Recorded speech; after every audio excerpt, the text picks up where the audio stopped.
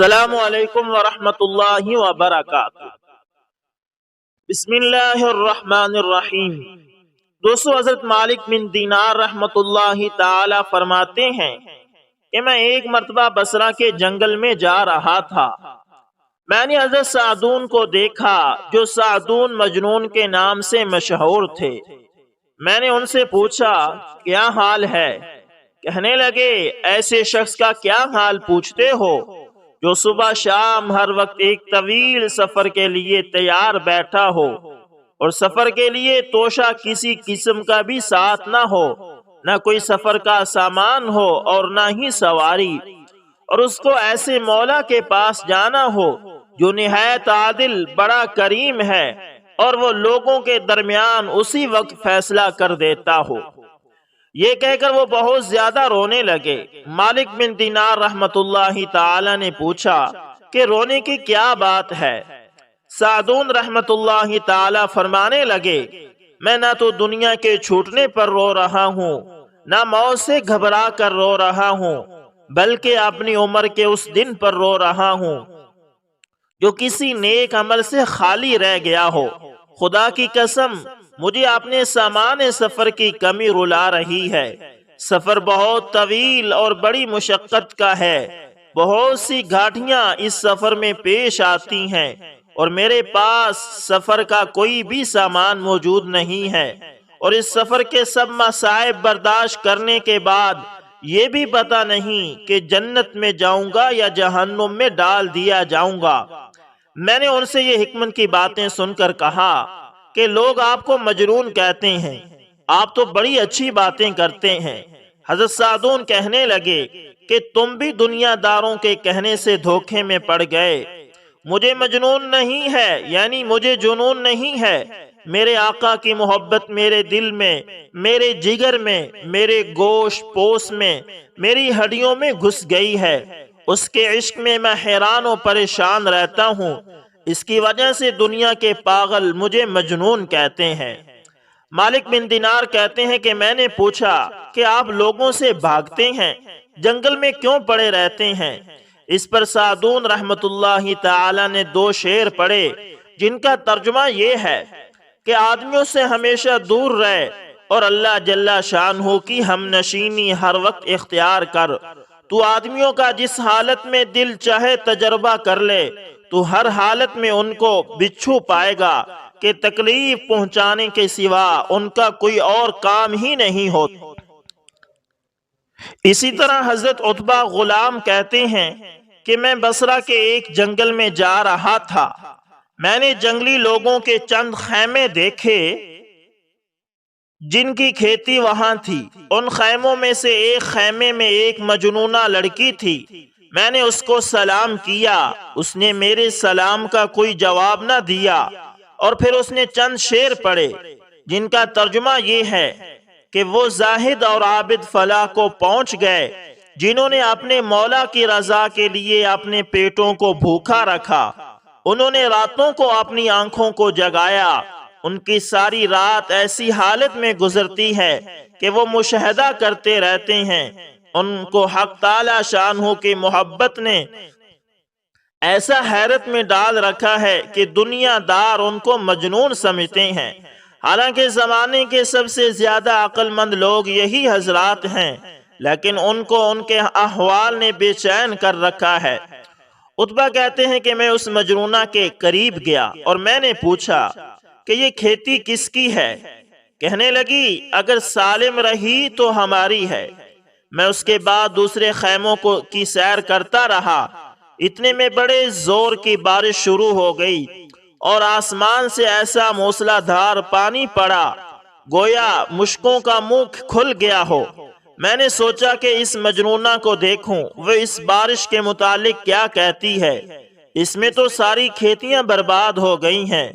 میں نے جا کر دیکھا کہ اس کی کھیتی بالکل پانی میں ڈوب گئی اور وہ کھڑی ہو کر کہہ رہی ہے قسم ہے اس پاک ذات کی جس نے اپنی خالص محبت کا کچھ حصہ میرے دل میں رکھ دیا، میرا دل تجھ سے راضی ہے، رہنے میں بالکل پختہ ہے۔ پھر وہ میری طرف متوجہ ہو کر کہنے لگی دیکھو جی، اسی نے تو یہ کھیتی جمائی، اسی نے اگائی، اسی نے اس کو سیدھا کھڑا کیا، اسی نے اس میں بالی لگائی، اسی نے ان بالوں میں غلہ پیدا کیا، اسی نے بارش برسا کر اس کی پرورش کی، اسی نے اس کو ضائع ہونے سے حفاظت کی، اور جب اس کے کاٹنے کا وقت بالکل قریب آ گیا تو اسی نے اس کو ضائع کر دیا۔ پھر اس نے آسمان کی طرف منہ کر کے کہا، یہ ساری مخلوق تیرے ہی بندے ہیں اور ان سب کی روزی تیرے ہی ذمے ہیں، تو جو چاہے کر، تجھے اختیار ہے۔ میں نے اس سے کہا کہ اس کھیتی کے برباد ہونے پر تجھے کس طرح صبر آ گیا؟ تو وہ کہنے لگی، عتبہ چپ رہو، میرا مالک بڑا غنی ہے، بڑا قابل تعریف ہے، اس کی طرف سے ہمیشہ نئی روزی ملتی رہی۔ تمام تعریفیں اس پاک ذات کے لیے ہیں جو میرے ساتھ میری خواہش سے بہت زیادہ انعام فرماتا رہا۔ عتبہ کہتے ہیں کہ مجھے جب بھی اس کی حالت اور اس کی باتیں یاد آتی تو میں بے اختیار رو پڑتا۔ اسی طرح حضرت ابو الربیع رحمت اللہ تعالی فرماتے ہیں کہ میں نے ایک گاؤں میں ایک نیک عورت کی شہرت سنی جس کا نام فضہ تھا۔ میری عادت کسی عورت سے ملنے کی نہ تھی، مگر اس کے احوال میں نے ایسے سنے کہ مجھے اس کے پاس جانے کی خواہش پیدا ہوئی۔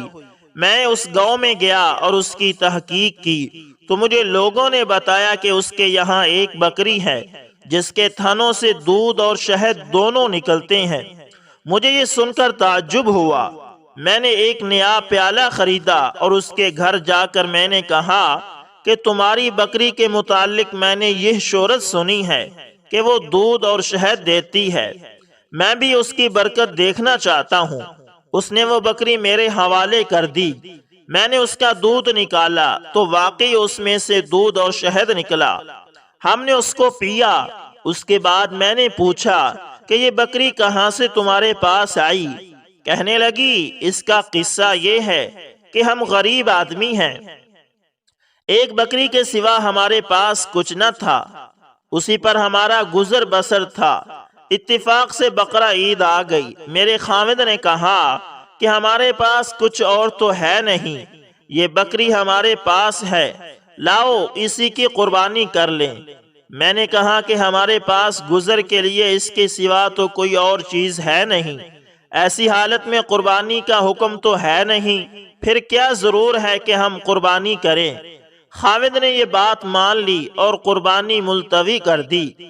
اس کے بعد اتفاق سے اسی دن ہمارے یہاں ایک مہمان آ گیا تو میں نے خاوند سے کہا کہ مہمان کے اکرام کا تو حکم ہے اور کوئی چیز تو ہے نہیں، اس بکری ہی کو ذبح کر لو۔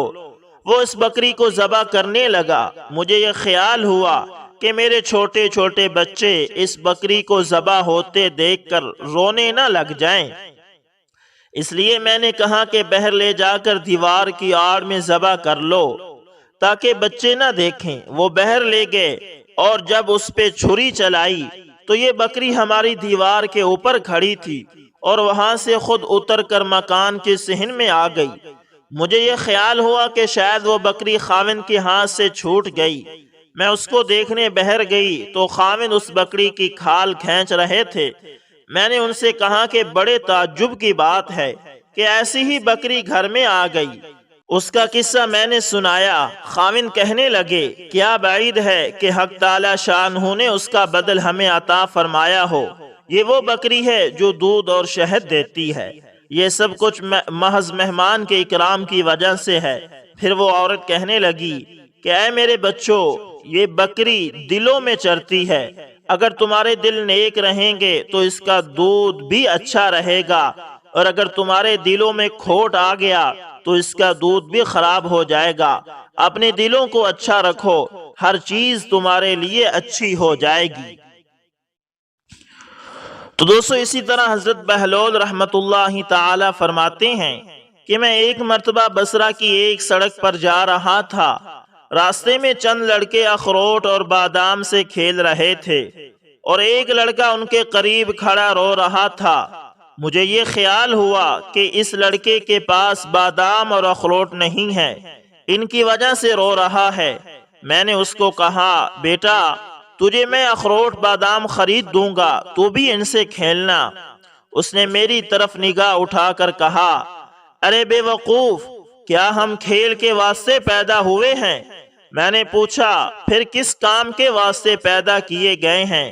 تو وہ کہنے لگا کہ علم حاصل کرنے کے واسطے اور عبادت کرنے کے واسطے۔ میں نے کہا، اللہ جل شانہ تیری عمر میں برکت کرے، تو نے یہ بات کہاں سے معلوم کی؟ کہنے لگا، حق تعالی شانہ کا ارشاد ہے، افحسبتم انما خلقناکم عبثا، ترجمہ، کیا تمہارا یہ گمان ہے کہ ہم نے تم کو یوں ہی بیکار پیدا کیا ہے اور یہ کہ تم ہمارے پاس نہیں لوٹائے جاؤ گے؟ میں نے کہا کہ بیٹا، تو بڑا حکیم معلوم ہوتا ہے، مجھے کچھ نصیحت کر۔ اس نے 4 شعر پڑھے جن کا ترجمہ یہ ہے کہ میں دیکھ رہا ہوں کہ دنیا ہر وقت چل چلاؤ میں ہے، یہ گیا کل وہ گیا، ہر وقت چلنے کے لیے دامن اٹھائے قدم اور پنڈلی پر دوڑنے کے لیے تیار رہتی ہے، پس نہ تو دنیا کسی زندہ کے لیے باقی رہتی ہے، نہ کوئی زندہ دنیا کے لیے باقی رہتا ہے۔ ایسا معلوم ہوتا ہے جیسا کہ موت اور حوادث 2 گھوڑے ہیں جو تیزی سے آدمی کی طرف دوڑے چلے آ رہے ہیں۔ پس او بے وقوف جو دنیا کے ساتھ دھوکے میں پڑا ہوا ہے، ذرا غور کر اور دنیا سے اپنے لیے کوئی آخرت میں کام آنے والی اعتماد کی چیز لے لے۔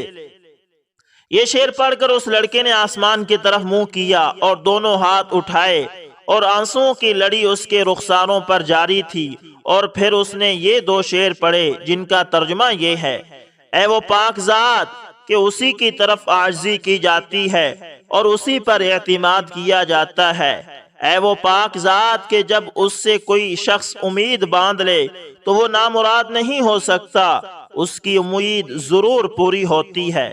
یہ شعر پڑھ کر وہ بے ہوش ہو کر گر گیا۔ میں نے جلدی سے اس کا سر اٹھا کر اپنی گود میں رکھ لیا اور اپنی آستین سے اس کے منہ پر جو مٹی وغیرہ لگ گئی تھی پونجنے لگا۔ جب اس کو ہوش آیا تو میں نے کہا، بیٹا، ابھی سے تمہارا اتنا خوف کیوں ہو گیا؟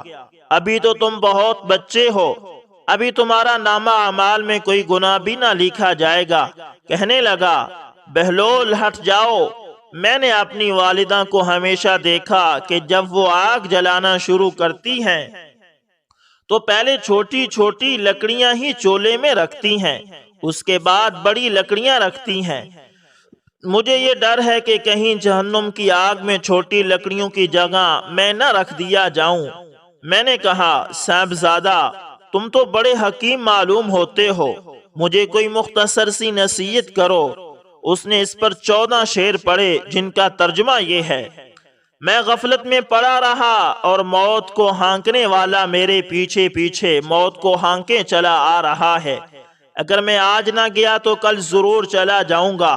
میں نے اپنے بدن کو اچھے اچھے اور نرم نرم لباس سے آراستہ کیا، حالانکہ میرے بدن کے لیے قبر میں جا کر گلنے اور سڑنے کے سوا چارہ کار نہیں۔ وہ منظر گویا اس وقت میرے سامنے ہے جبکہ میں قبر میں بوسیدہ پڑا ہوا ہوں گا، میرے اوپر مٹی کا ڈھیر ہوگا اور نیچے قبر کا گڑھا ہوگا، اور میرا یہ حسن و جمال سارا کا سارا جاتا رہے گا اور بالکل مٹ جائے گا، حتیٰ کہ میری ہڈیوں پر نہ گوشت رہے گا نہ کھال رہے گی۔ میں دیکھ رہا ہوں کہ عمر تو ختم ہوتی جا رہی ہے اور آرزوئیں ہیں کہ پوری نہیں ہو چکتی، اور بڑا طویل سفر سامنے ہے اور توشہ ذرا سا بھی ساتھ نہیں، اور میں نے کھلم کھلا گناہوں کے ساتھ اپنے نگہبان اور محافظ کا مقابلہ کیا اور بڑی بری حرکتیں کی ہیں جو اب واپس بھی نہیں ہو سکتی، یعنی جو گناہ کر چکا ہوں وہ بے کیا نہیں ہو سکتا، اور میں نے لوگوں سے چھپانے کے لیے پردے ڈالے کہ میرا عیب کسی پر زہر نہ ہو، لیکن میرے جتنے مخفی گناہ ہیں وہ کل کو اس مالک کے سامنے زہر ہوں گے، اس کی پیشی میں پیش ہوں گے۔ اس میں شک نہیں کہ مجھے اس کا خوف ضرور تھا، لیکن میں اس کے غایت حلم پر بھروسہ کرتا رہا، جس کی وجہ سے جرأت ہوتی رہی، اور اس پر اعتماد کرتا رہا کہ وہ بڑا غفور ہے، اس کے سوا کون معافی دے سکتا ہے۔ بے شک تمام تعریفیں اسی پاک ذات کے لیے ہیں۔ اگر موت کے اور مرنے کے بعد گلنے اور سڑنے کے سوا کوئی دوسری آفت نہ بھی ہوتی اور میرے رب کی طرف سے جنت کا وعدہ اور دوزخ کی دھمکی نہ بھی ہوتی، تب بھی مرنے اور سڑنے ہی میں اس بات پر کافی تنبیہ موجود تھی کہ لوح و لعاب سے احتراز کیا جاتا، لیکن کیا کریں کہ ہماری عقل زائل ہو گئی، کسی بات سے عبرت حاصل نہیں ہوتی۔ بس اب اس کے سوا کوئی چارہ نہیں کہ کاش گناہوں کا بخشنے والا میری مغفرت کر دے۔ جب کسی غلام سے کوئی لغزش ہوتی ہے تو آقا ہی اس کو معاف کرتا ہے۔ بے شک میں بدترین بندہ ہوں جس نے اپنے مولا کے عہد میں خیانت کی، اور نالائق غلام ایسے ہی ہوتے ہیں کہ ان کا کوئی قول قرار معتبر نہیں ہوتا۔ میرے آقا، جب تیری آگ میرے بدن کو جلائے گی تو میرا کیا حال بنے گا، جب اس کے سخت سے سخت پتھر بھی اس آگ کو برداشت نہیں کر سکتے۔ میں موت کے وقت بھی تنے تنہا جاؤں گا، قبر میں بھی اکیلا ہی جاؤں گا، قبر سے بھی اکیلے ہی اٹھوں گا، کسی جگہ بھی کوئی میرا معین و مددگار نہ ہوگا۔ بس اے وہ پاک ذات جو خود اکیلی ہے، وحدہ لا شریک لہ ہے، ایسے شخص پر رحم کر جو بالکل تنے تنہا رہ گیا۔ بہلول رحمت اللہ تعالی کہتے ہیں کہ اس کے یہ اشعار سن کر مجھ پر ایسا اثر ہوا کہ میں غش کھا کر گر گیا۔ بڑی دیر کے بعد جب مجھے ہوش آیا تو وہ لڑکا جا چکا تھا۔ میں نے ان بچوں سے دریافت کیا کہ یہ بچہ کون تھا۔ وہ کہنے لگے، تو اس کو نہیں جانتا؟ یہ حضرت حسین رضی اللہ تعالی عنہ کی اولاد میں ہے۔ میں نے کہا، مجھے خود ہی حیرت ہو رہی تھی کہ یہ پھل کس درخت کا ہے۔ واقعی یہ پھل اسی درخت کا ہو سکتا ہے۔ حق تعالی شانہ ہمیں اس خاندان کی برکتوں سے منتفع فرمائے۔ تو دوستو، یہ تھے چند واقعات جو ہم نے آپ کی نظر کیے۔ ان تمام واقعات کو بیان کرنے اور آپ تک پہنچانے کا ایک ہی مقصد ہے کہ ہم اپنی زندگی کے نہج کو دیکھیں کہ ہم اپنی زندگی کو کس نہج پر لے کر جا رہے ہیں، ہم نے کون سا راستہ اختیار کیا ہوا ہے۔ اپنی زندگی اس کو بنائیں اور آخرت کی تیاری کریں۔ دوستو، امید کرتا ہوں ویڈیو آپ کو اچھی لگی ہوگی۔ پسند آئے تو لائک شیئر کومنٹ لازمی کریں، اور اگر آپ ہمارے چینل AS انفارمیشن TV پر نئے ہیں تو دوستو اس کو بھی لازمی سبسکرائب کر لیں، اور ساتھ میں بیل کے نشان کو دبانا دوستو کبھی بھی نہ بھولیے گا، تاکہ ہر نئی ویڈیو کا نوٹیفیکیشن سب سے پہلے آپ تک پہنچتا رہے۔ ملتے ہیں کسی نیکسٹ اچھی سی ویڈیو کے اندر دوستو، تب تک کے لیے اللہ حافظ۔